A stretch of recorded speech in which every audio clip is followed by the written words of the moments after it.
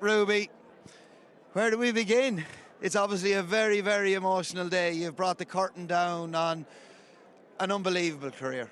Yeah, I couldn't ever see that, Kevin, that it would be what it was or be as lucky to ride the brilliant horses I rode. But there comes a time when you think, yeah, I've had enough of this and I want to do something different. And Ruby, for you to go out at the top, it was the proper way. Second Grade 1 winner of the week. You've won an Irish Grand National a couple of weeks ago. You've gone out the way you should have gone out, in one piece, on your own terms, right at the very top of your game.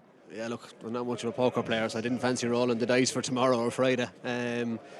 Yeah, look, I kind of had made up my mind that if Kemboy won, I would get out on him, and after that, whatever I could get out on. So, look, it's brilliant. I was very lucky to ride for two of the greatest trainers in Willie and Paul, and to ride a lot of the best horses of my generation. And that's, any jockey is only as good as the horses they're riding. And I rode superstars, absolute superstars, from the Imperial Call here 20 years ago to Zerti Caro, Denman, Big Bucks, Masterminded, Fat Tour, Annie Power, Faheen, Hurricane Fly, you name them, Kev. I rode them all. And, even Kemboy now. I mean, I was just so lucky to come across a golden bunch of horses. Take us back to Siren Song, Gorham Park, many, many years ago, your first ever winner. Could you ever foresee, when you went by that winning post that day, what was going to happen 20 odd years later? If you had a crystal ball, you couldn't have seen it. You couldn't have seen how lucky I've been. No, you couldn't see it. But sure, you have a dream and you keep going till the dream turns into a nightmare. Thankfully, it never did, and I've just been so lucky.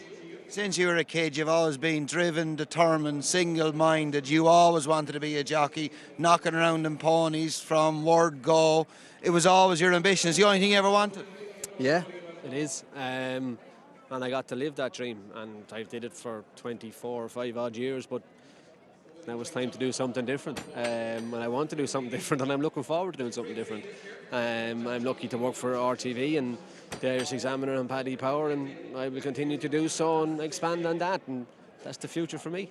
From word go, you've always had a great support unit. You've had a great family, obviously Ted, Helen, Jennifer, young Ted, Katie as well. You've always had a great support unit. Gillian has been by your side from nearly day one. Yeah, sure, look, you're only as good as the people around you, and I've always had brilliant people around me. As you said, Gillian, Jennifer, Mum, Dad, Nash, Casey, yourself. I've always had great people around me. When I rode in England, AP couldn't have been any better to me, and it's just magic.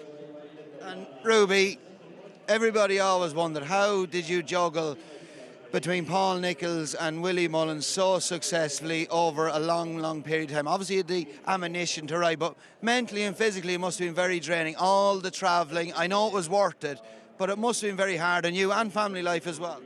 I don't know, Jennifer managed it. But I was, driven, loved it, enjoyed it all. And the horses I was riding, so it was magic. And all the injuries you've had, mentally and physically, mentally more so, especially Cheltenham last year. You're only back, you'd spend half the year out with injury after breaking your leg here.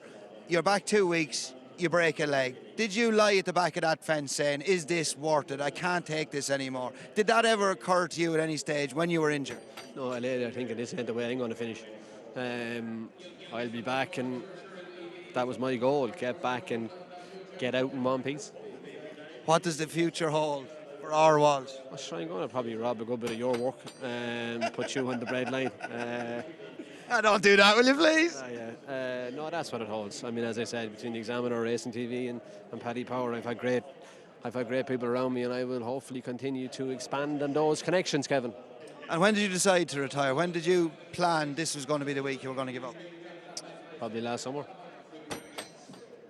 What's been the highlight? Is there a highlight? There's been so many. Is there one? Papillon was the one day above all else that you could never repeat, but I've been so lucky, Kevin. To pick out one would be unfair. Multiple times Irish champion jockey, multiple times Cheltenham Festival winning jockey. You've done everything that can be done as a jump jockey. Yeah, I was lucky, wasn't I? Very lucky. It's been an emotional day. Great to have Gillian, all the girls here as well. Your mum, dad, sisters, all your family. Everyone's here. But sure, kind of organised that too, didn't they?